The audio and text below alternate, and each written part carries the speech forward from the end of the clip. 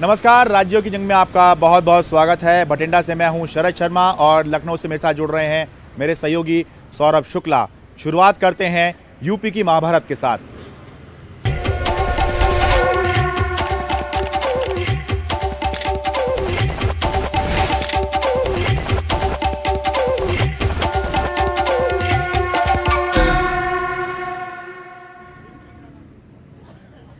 UP चुनाव में पाकिस्तान की एंट्री हो गई है। बीजेपी ने आरोप लगाया है कि अखिलेश यादव पाकिस्तान को दुश्मन नहीं मानते और आज अगर याकूब मेनन जिंदा होता तो उसको भी चुनाव लड़वा देते।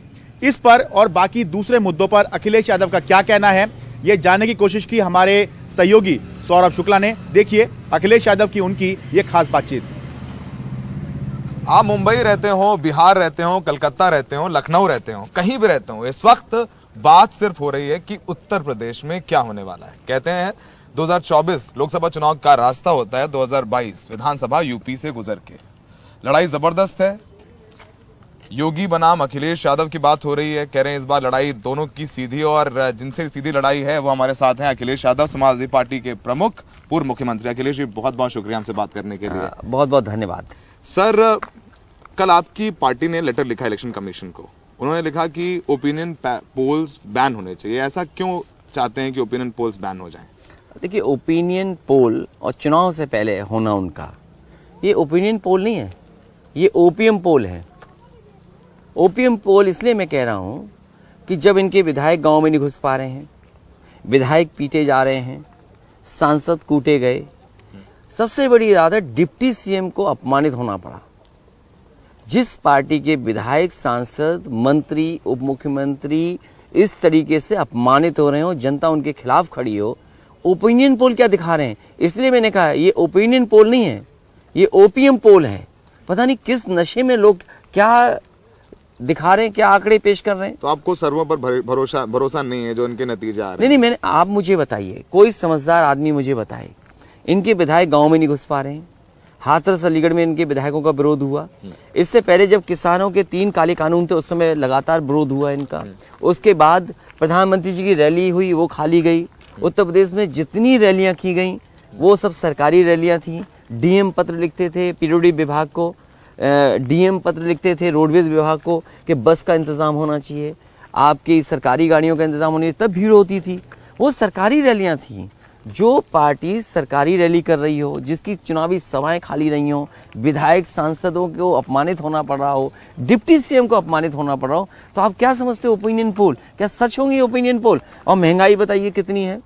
आज महंगाई से हर इंसान परेशान है। बीजेपी महंगाई पे बात नहीं कर रही, डीजल पेट्रोल पे बात नहीं कर रही, जो गैस सिलेंडर दिए गए थे वो सिलेंडर पे बात नहीं कर रहे हैं, जो इन्होंने लगातार सपने दिखाए थे, आज कड़वा तेल कितना महंगा है, तो महंगाई पे बात नहीं कर रहे हैं। जब महंगाई दुगनी हो जाएगी, कमाई आधी हो जाएगी, तो खुशहाली कैसे आएगी? खुशहाली का तो महंगाई एक मुद्दा है आपके लिए। सर, इलेक्शन कमीशन ने सब कुछ वर्चुअल कर दिया है। आपके प्रेस कॉन्फ्रेंसेज में आप कहते आए हैं कि बीजेपी को पहले से पता था, उन्होंने अपने स्टूडियोज तैयार कर लिए, छोटे दल तैयार नहीं है। तो जब हर चीज वर्चुअल हो गई, उसमें आप अपने आप को कैंपेन में कहाँ पाते हैं? नहीं, समाजवादी पार्टी के पास तो जो इंफ्रास्ट्रक्चर है उसके लिए हम लोग तैयार हैं। इस तरीके से नहीं तैयार थे। एक लड़ाई जो है वर्चुअली या डिजिटल प्लेटफॉर्म पर, उसके लिए जो पार्टी का संगठन और हमारे वॉलंटियर्स थे वो तैयार थे। और हम इस लड़ाई में कहीं कमजोर इसलिए नहीं है कि समाजवादी पार्टी थी, उसने लगभग 18 लाख से ज्यादा लैपटॉप बांटे हों, एससीएल जैसा कैंपस बनाया हो, सैमसंग को एक्सपेंशन दिया हो, तो आईटी के लिए या आईटी से रिलेटेड चीजों के लिए समाजवादी पार्टी तो पर्याप्त समझती है। लेकिन वहीं और क्षेत्रीय दल हैं, उनके पास कहाँ इंफ्रास्ट्रक्चर रहा होगा। और सबसे बड़ी बात यह है कि बीजेपी पहले से तैयार की हुई थी, उन्होंने अपने स्टूडियोज बना रखे थे, उन्हें पता था कि डिजिटली हो सकता है कैंपेन हो, तो उन्होंने इंटरनेट के सब कनेक्शंस ले रखे थे, इंटरनेट का तैयारी कर रखी थी। जिस पार्टी को पता होगा कि वर्चुअली रैली होंगी, डिजिटली चुनाव लड़ा जाएगा, तो वही तो इंफ्रास्ट्रक्चर तैयार करके रखेगा। इलेक्शन कमीशन पर मैं इलेक्शन कमीशन पे आरोप नहीं लगा रहा हूं, लेकिन ये सोचने की बात यह है कि जिस पार्टी के पास इंफ्रास्ट्रक्चर चुनाव से पहले तैयार किया गया हो, और अभी निकले भोंपू, झूठ बोलने वाले भोंपू निकले। कल झंडी दिखाई गई जिसमें नकली वीडियो चलेंगे, झूठी बातें होंगी, विज्ञापन झूठे होंगे। और क्या इनका विज्ञापन नहीं झूठा पकड़ा गया? आप बताइए, इनके अखबार में जब आया था विज्ञापन, इन्हें फ्लाईओवर दिखाना था तो बंगाल का फ्लाईओवर दिखा रहे थे। जब इन्हें एक कारखाना दिखाना था तो अमेरिका की नकली फैक्ट्री दिखा रहे थे, चीन का एयरपोर्ट की तस्वीर दिखा रहे थे। तो इनके झूठे विज्ञापन है। और आप किसी से पूछ लीजिए, इनका हर वादा जुमला निकला। क्या किसान की आय दोगुनी हो गई? ठीक है, उन बातों पर आएंगे सर। अब बात करते हैं पश्चिमी उत्तर प्रदेश की। योगी जी ने पिछले एक हफ्ते में अपने ट्विटर पर 6 बार दंगे का जिक्र किया। अपने जो उनका पर्सनल ऑफिशियल ट्विटर हैंडल है। केशव मौर्य डिप्यूटी सीएम है, उन्होंने 3 बार दंगे का जिक्र किया। वो कह रहे हैं कि समाजवादी पार्टी अगर आई तो फिर दंगे होंगे, ये दंगाइयों को टिकट दे रहे हैं। और कैराना में हमने देखा Amit Shah ji door to door campaign कर रहे हैं, पलायन की बात कर रहे हैं। तो बीजेपी 80 बनाम 20 की बात कर रही है, योगी जी कह चुके हैं। उस नैरेटिव से अखिलेश यादव कैसे फाइट कर रहे हैं? बड़ी इंटरेस्टिंग बात आपने कही कि इनके लोग लगातार पलायन की, लगातार दंगे की, लगातार इस तरह के शब्द इस्तेमाल करते हैं जिससे समाज में बंटवारा हो, खाई पैदा हो। और मैंने कई मौकों पर कहा, जो पैदा करे खाई समझ लो वही है भाजपाई। जो समाज में खाई पैदा करे वही है भाजपाई। और फिर दंगे का अनुभव किसके पास है? हमारे डिप्टी सीएम के पास है, हमारे मुख्यमंत्री जी के पास है। आप इनका खुद का दिया हुआ एफिडेविट इलेक्शन कमीशन में देखिए, इनके आरोप क्या थे इनके ऊपर, और इनके जो भाषण थे वो भाषण क्या थे। अगर हम पुराने इनके भाषण उठाएंगे तो किस तरह के भाषण बोलते थे, हम तो बोल भी नहीं सकते। और यहाँ पर एक आए हैं, हिमाचल के हैं कि दिल्ली के हैं, बताओ उन्होंने दिल्ली में क्या भाषण दिया था? किनको मार भगाओ, किनको मारो। अब अनुराग ठाकुर की बात कर रहे हैं। बिल्कुल उनकी बात कर रहे हैं। क्या इलेक्शन कमीशन दिल्ली के दंगों के बाद चुनाव में जो स्टेटमेंट मंच से कहा गया था, क्या ऐसा स्टेटमेंट पढ़ा लिखा इंसान दे सकता है? तो इनका चुनाव का है मकसद है कि गन्ने का भुगतान पे चुनाव ना हो, जो बिजली महंगी है उस पे ना हो। मुख्यमंत्री जी क्या जानते हैं बिजली के कारखाने के बारे में? मुझे ये बताएं। वो कल कह रहे थे कि आप 300 यूनिट बिजली की फ्री की बात कर रहे हैं। उनका कहना है कि चोरों को आज चांदनी रात पसंद नहीं है। उनका आप पर आरोप लगा रहे हैं कि आप बिजली नहीं देते थे 2017 से। देखिए, मुख्यमंत्री जी से ज्यादा झूठ कोई नहीं बोल सकता। जो मुख्यमंत्री खुद झूठ हो, उनसे पूछिए। अगर ये चांदनी रात उन्हें याद आ रही है तो कम से कम याद करके, जो 4.5 साल में एक बिजली के कारखाने का नाम नहीं रट पाए, वो बताएं कि 4.5 साल में उन्होंने कौन सा बिजली का कारखाना एक लगाया, बता दें हमें। ठीक है सर, ये बताएंगे मुख्यमंत्री जी? नहीं बताएंगे, उनसे पूछेगा भी नहीं कोई।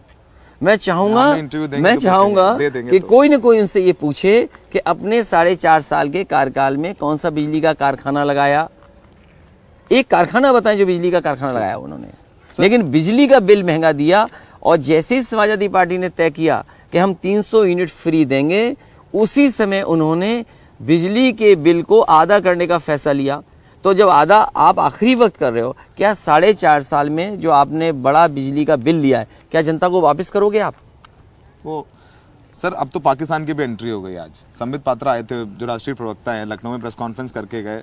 बोल रहे हैं कि आप पाकिस्तान की बात कर रहे हो, जबकि एक इंटरव्यू में आपने कहा था कि चीन बड़ा दुश्मन है। हमने पढ़ा उस इंटरव्यू के बारे में, उसके बारे में बताइए। वो कह रहे हैं कि आप जिन्ना जिन्ना डट रहे हैं। पूरा जो बीजेपी का कैंपेन है सर, हमने पहले भी आपसे पूछा है। योगी जी 3 बार वेस्ट यूपी हुआ है, Nadda ji door to door कर रहे हैं, कैराना में अमित शाह हैं।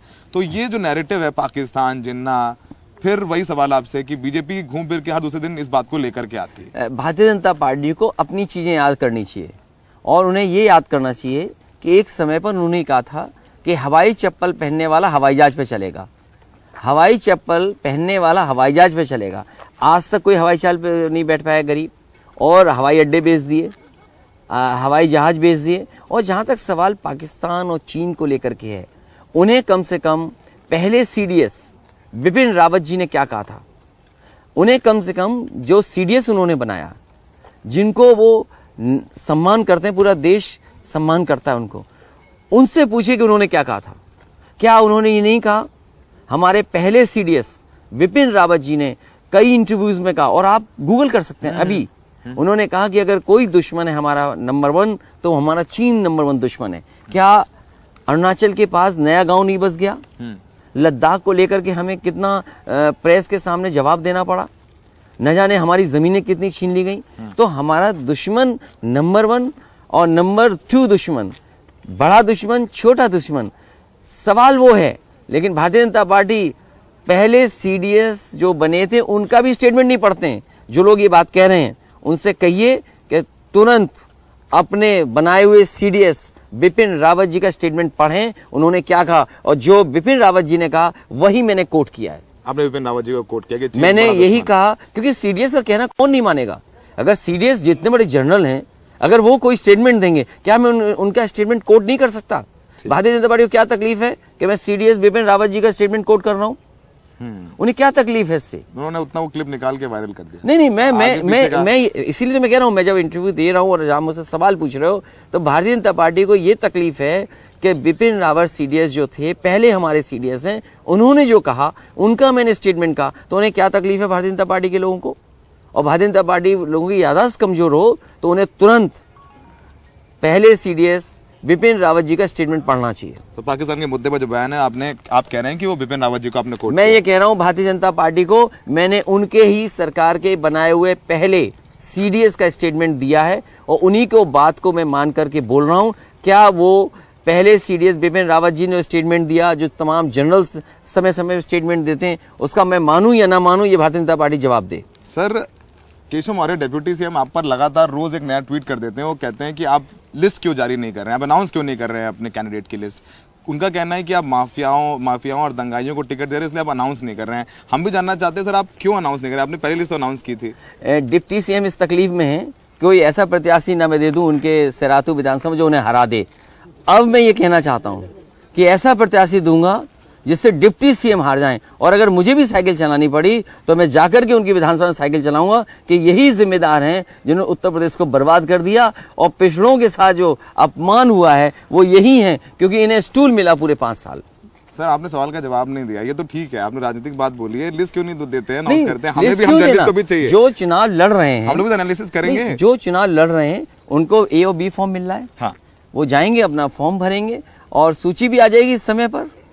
हम भी किसी शुभ दिन का इंतजार कर रहे हैं कि जिस दिन शुभ होगा उसी दिन जारी करेंगे सूची। अच्छा, आपने बोल दिया डिप्टी सीएम के कॉन्स्टिट्यूएंसी में जाके आप साइकिल चलाएंगे, जबरदस्त उम्मीदवार देंगे। आप सब इंतजार इस बात का कर रहे हैं कि गोरखपुर से जहां से योगी जी लड़ रहे हैं वहां से आपका उम्मीदवार कौन होगा? हमारी पार्टी पे कई उम्मीदवार हैं और कोशिश करेंगे कि बहुत जल्दी एक उम्मीदवार तय करें जो चुनाव लड़ेगा। और योगी जी को हार का मुंह देखना पड़ेगा, क्योंकि वहाँ की जनता पूछेगी बिजली क्यों महंगी हो गई, गोरखपुर की जनता देखेगी कि शहर में ट्रैफिक जाम क्यों हो रहा है, सीवर नहीं बन पाया, 2-3 महीने लोगों को बारिश के पानी में रहना पड़ा, वहाँ पर नौकरी नहीं मिली, रोजगार नहीं मिले, जो विकास होना चाहिए था, फ्लाईओवर्स वगैरह बनने चाहिए वो नहीं हुए। लेकिन मुख्यमंत्री ने एक काम किया, अपनी जगह को सरकार को देकर के मुआवजा सबसे ज्यादा उठाया।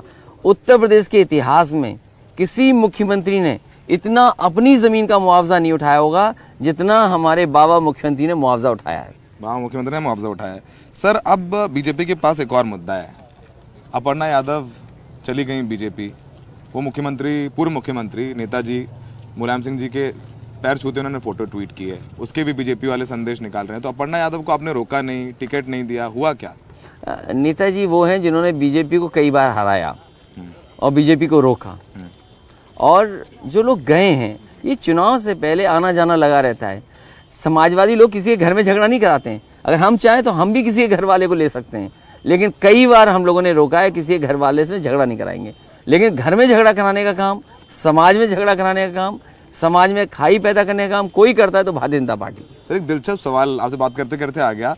चाचा जी को कैसे मनाया आपने? आपने उनको जसवंत नगर से टिकट दिया है, वो ज्यादा सीटें मांग रही थी, उनको कैसे मनाया, वो कैसे माने? उनके साथ के लोगों को सम्मान दिया जाएगा, सरकार बनेगी तो जगह जगह जो सम्मान दे सकते हैं वो देंगे, और उनके लिए क्योंकि वो खुद लड़ना चाहते हैं तो उनको जसवंत नगर से लड़ने का फैसला लिया गया है और उनको समाजवादी पार्टी का सिंबल दिया गया है। सर, आपने चुनाव लड़ने का फैसला क्यों किया विधानसभा, वो भी करहल सीट आपने क्यों चुनी? मैं इसलिए करहल चुनी, हालांकि मैं आजमगढ़ भी चुन सकता था, आजमगढ़ में भी कई ऐसे क्षेत्र हैं जिनमें जीत करके जा सकते हैं, लेकिन करहल इसलिए चुना कि मैं योगी जी जो मुख्यमंत्री उनसे पहले चुनाव लड़ना चाहता था। अच्छा, क्योंकि सरकार हमारी बननी है, क्योंकि आप लड़के फिर आप ईस्ट में आ जाएंगे। नहीं, पहले चुनाव अपना लड़ लें। हाँ, अपना चुनाव मैं पहले लड़ना चाहता हूँ। अच्छा, फिर पहले आ जाते हैं। सर, समाजवादी पार्टी और आरएलडी के बीच सब कुछ क्या ठीक है? कुछ सीटों पे हमने देखा, चाहे वो बिजनौर में, हम निकाल लेंगे, माठ में 2-2 कैंडिडेट्स हो गए, वहां पर लोग थोड़ा इनफाइटिंग की बात कर रहे हैं। कि समाजवादी पार्टी को अगर त्याग करना पड़ा है तो त्याग किया है और समय समय पे त्याग किया है। और are you comfortable with Jayant Chaudhary? आप जयंत चौधरी के साथ मैं बिल्कुल बिल्कुल कंफर्टेबल कंफर्टेबल आरएलडी के साथ? ये अगर पॉलिटिकल सीट के लिए, क्योंकि उनका भी दावेदारी है, हमारी भी दावेदारी है, हमें कुछ वोट मिला है पिछले चुनाव में, उनके प्रत्याशी कहते हैं हम मजबूत हैं, तो अगर हम मजबूत प्रत्याशी के लिए लड़ रहे हैं तो क्या खराब लड़ रहे हैं? हम दोनों तय तो ये करेंगे कि मजबूत प्रत्याशी लड़ाएंगे। जिस मजबूत प्रत्याशी को आपने लड़ा दिया, उनका नहीं लड़ा तो वो नुकसान नहीं, करेगा ऐसा आपका? नहीं होता, ऐसा नहीं होगा, ऐसा नहीं होगा, नहीं होगा ऐसा, बिल्कुल सब ठीक है, सब अच्छा है। आप वेस्टर्न यूपी कब जाएंगे डोर टू डोर हाँ, कैंपेन मैं करने? बहुत जल्दी डोर टू डोर कैंपेन करूंगा और जहां अनुमति मिलेगी वहां साइकिल भी चलाएंगे। साइकिल चलाएंगे सर? एक साइकिल के लिए अनुमति नहीं चाहिए शायद। नहीं, साइकिल के नहीं चाहिए। अब तो डोर टू डोर के लिए भी 10 लोगों हाँ की तो इजाजत ठीक दे है, तो दी। 10 साइकिल चल सकती है। पहले फेज के कैंपेन के लिए 28 तारीख से कैंपेन भी कर सकते हैं। सर, आपने भी काफी बाहर से आए लोगों को लिया है। स्वामी प्रसाद जी आए, जबरदस्त बातें करते हैं, वो जो उनका बोलने का तरीका है, काफी लोग ले लिया आपने। बीजेपी कह रही है कि उन्होंने उनके टिकट काटने थे, इसलिए वो समाजवादी पार्टी चले गए। प्रियंका गांधी कह रहे हैं जो कांग्रेस से गए आपकी पार्टी में, कह रहे हैं वो कायर थे।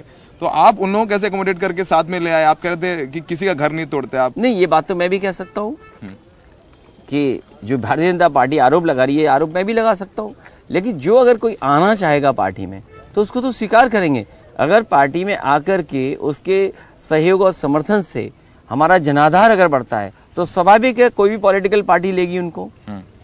वो कह रहे हैं सर, क्या लगता है आपको कि वो एंटी इनकम्बेंसी का नुकसान होगा आपको अगर उनको टिकट देते हैं, क्योंकि वो बीजेपी के एमएलए रहे 5 साल? नहीं, इससे नहीं होता। कुछ लीडर्स हमेशा जीतते हैं, कुछ लीडर्स हमेशा कहीं ना कहीं उनका समर्थन जुड़ने से दूसरी पॉलिटिकल पार्टी को ताकत मिलती है।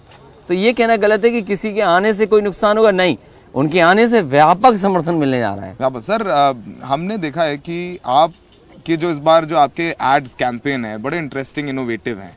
तो ये जो टैगलाइन है आ रहे हैं अखिलेश, आप खुद तय करते हैं या कोई क्रिएटिव टीम है? देखिए, इस समय हर इंसान क्रिएटिव है। हमारा वर्कर जो वॉलंटियर वो भी क्रिएटिव है। ये मैंने नहीं बनाया, वो तो किसी एक पॉलिटिकल पार्टी जो हमारे कार्यकर्ता है, नेता है, उन्होंने होर्डिंग लगा दिया और उन्होंने ये बात लिख दी और उसमें काउंटडाउन लगा दिया कि स्टॉप वॉच लगा दिए, काउंटडाउन कर दिया कि ऐसे ऐसे आ रहे हैं। तो अगर वो नारा 10 लोगों को अच्छा लगेगा, और लोकतंत्र की खूबसूरती भी यही है कि हमें वो बात करनी चाहिए जो जनता पसंद करे। अगर जनता कोई बात पसंद कर रही है तो हम उसको स्वीकार करेंगे, अगर वो नारा वो पसंद करें तो हम स्वीकार करेंगे उस नारे को। सर, आपने बोला कि आपने बहुत त्याग किया है, आपने बोला और हमने देखा भी कि आपने लोगों को समझाते हैं हमको टिकट लड़ाना था। चंद्रशेखर से क्या हुआ, क्या गलत हो गया? मैं उन्हें अकोमोडेट करने के लिए तैयार था और मैंने उस समय आरएलडी से टिकट भी ले ली थी, रामपुर मनिहारन और एक गाजियाबाद की भी दी थी। तो क्योंकि वो सीट ज्यादा चाहते थे, संगठन उनका सहमत नहीं था। वो कह रहे हैं आप दलित विरोधी हैं। मैं समाजवादी पार्टी कभी दलित विरोधी नहीं हो सकती। समाजवादी पार्टी बाबा साहब भीमराव अम्बेडकर के हर संविधान में जो रास्ता दिखाया है उस रास्ते पे चलती है। और मैंने कई बार कहा ये चुनाव ऐसा है जहां समाजवादी और अम्बेडकरवादी मिल करके भारतीय जनता पार्टी को हराएं, क्योंकि भारतीय जनता पार्टी दोबारा सत्ता में आ गई तो लोकतंत्र खत्म होगा। संविधान जो बाबा साहब भीमराव अम्बेडकर ने दिया है उस संविधान को भी भारतीय जनता पार्टी खत्म कर देगी। सर, 2 छोटे छोटे सवाल है। पहला सवाल, ममता बनर्जी कब आ रही है? उन्होंने बोला है कि वो आपको सपोर्ट करेंगे, जाहिर सी बात सब कुछ वर्चुअली है, पर वो यूपी में कब दिखाई देंगे? आप एक साइकिल तो चला ही सकते हैं, साथ में एक ममता जी अगर चाहें तो साइकिल तो नहीं, लेकिन साथ में तो चल ही सकते हैं आप लोग। वो कब आएंगे? आ रही है कि नहीं आ रही? देश के बड़े बड़े नेता और कई प्रदेश के मुख्यमंत्री वो चाहते हैं कि यहाँ पर समर्थन दें, लेकिन पाबंदियां ऐसी हैं कि आकर के जनसभाएं नहीं हो सकती हैं। तो जिनसे भी मेरी बात हुई उनसे मैंने कहा कि आप रैली तो नहीं कर सकते हैं, लेकिन अगर आप प्रेस करके समर्थन कर दें वही समर्थन बड़ा होगा और उत्तर प्रदेश की जनता के लिए बड़ा संदेश होगा। और ममता जी, आदरणीय ममता जी अगर आती हैं, एक बड़ा संदेश है, क्योंकि बंगाल से भारतीय जनता पार्टी हार के आई है। जय बच्चन जी कैंपेन करने गई थी बंगाल ने हराया है भारतीय जनता पार्टी को। तो ये हम सभी के लिए एक अच्छी बात होगी कि ममता जी आए और प्रेस कम से कम करें, उसके लिए हम बातचीत करेंगे। एक और प्रदेश के दूसरे मुख्यमंत्री जो समर्थन करना चाहते हैं, मैं उनसे भी अपील करता हूं कि समय समय पर प्रेस करें और उत्तर प्रदेश की जनता को संदेश दें। ये बताइए कि आप कब कैंपेन पे निकलेंगे? तो फिर हम लोग भी आपके पीछे चलें। यही कैंपेन है, यही कैंपेन है, लेकिन door to door campaign, cycle एक चला लेंगे, हम लोग भी पीछे रहेंगे आपके। जो पाबंदी लगी, मैं रोज कुछ हो जाता है, रोज नया सवाल होता है। नहीं, मैं भारतीय जनता पार्टी का कैंपेन देख रहा हूँ, मैंने सब वीडियो रख लिए हैं। इसलिए वीडियो रख लिए हैं, कल को जब मैं कैंपेन करने जाऊंगा तो हो सकता है चुनाव आयोग हम पे आपत्ति जताए कि आप कैसे इलेक्शन कैंपेन कर रहे हो। इसलिए मैंने सब वीडियो रख लिए हैं कि ये लोग बिना मास्क के कर रहे थे कैंपेन, इनके पास भीड़ बहुत थी, गाड़ियां बहुत थी, इलेक्शन कमीशन ने कोई नोटिस नहीं दिया इनको। तो जब हम कैंपेन करेंगे तो हम भी नहीं उम्मीद करेंगे कि हमें नोटिस मिले। इलेक्शन कमीशन क्या कमीशन से आपको नहीं नोटिस ना नहीं, मिले? आप देखिए ना, कैराना का इलेक्शन कैंपेन देखिए, किसने मास्क लगाया था।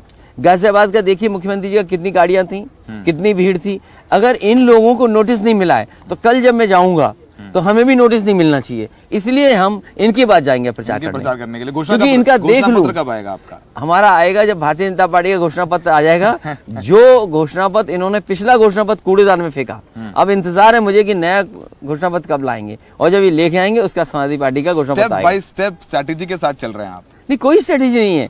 ये स्ट्रेटेजी केवल इतनी है कि हम जनता के साथ हैं। जनता के साथ हैं। तो हमारे साथ थे अखिलेश यादव, पूर्व मुख्यमंत्री। उन्होंने तमाम सवालों का जवाब दिया। लगातार इनसे हम बात करते रहेंगे। उन्होंने कहा है कि जो पाकिस्तान और जिन्ना तमाम मुद्दों को लेकर के आती है बात, उन्होंने पाकिस्तान पर पूर्व जो प्रमुख थे तीनों सेनाओं के, उनका बयान कोट किया है। और उन्होंने ये भी कहा है कि जब वो कुछ अच्छा लेके आते हैं तो बीजेपी अब्बा जान की बात करती है। तो फिलहाल ये आरोप प्रत्यारोप चलते रहेंगे और हम समय समय पर अखिलेश यादव से बात भी करते रहेंगे। सहयोगी राजेश गुप्ता और विनीत के साथ लखनऊ में सौरभ शुक्ला, एनडीटीवी इंडिया।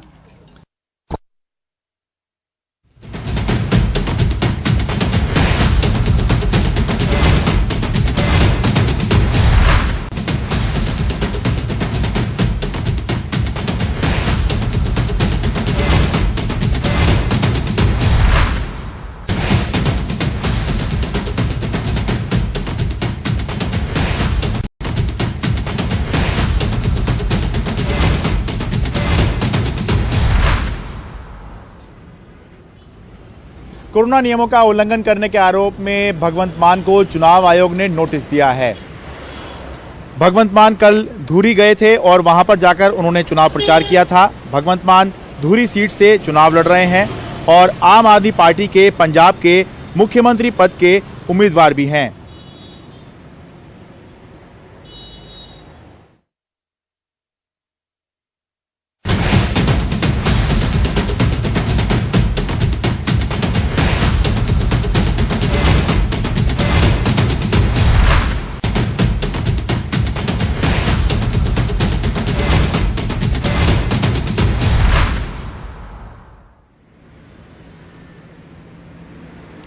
राज्यों की जंग में आज के लिए इतना ही। भटिंडा से मेरे सहयोगी शरद शर्मा और लखनऊ से मुझे दीजिए इजाजत। लेकिन अपनी बहन के लिए प्रचार करने मोगा पहुंचे सोनू सूद और उनसे बात की हमारे सहयोगी शरद शर्मा ने। सुनिए। देखिए, मुख्यमंत्री मैं हमेशा बोलता हूं ऐसा जिसको जबरदस्ती कुर्सी दी जाए कि तू बैठ, कुर्सी पे बैठ। वो बंदा बोले कि यार मेरे को नहीं करना और मैं देखूंगा जब मुझे करना है, और उसको जबरदस्ती लिया जाए कि तू डिजर्व करता है। यूनानिमसली आपकी पूरी लीडरशिप, लोग और ऑपोजिशन ऑल्सो वो कहे यार ये अगर मुख्यमंत्री को ले आए ना तो बॉस इसको हिलाना बहुत मुश्किल है। वैसा मुख्यमंत्री होना चाहिए जो विजन की बात करता हो, माइक पकड़ने के बाद दूसरों ने क्या गलत काम किया उसकी बात ना करता हो।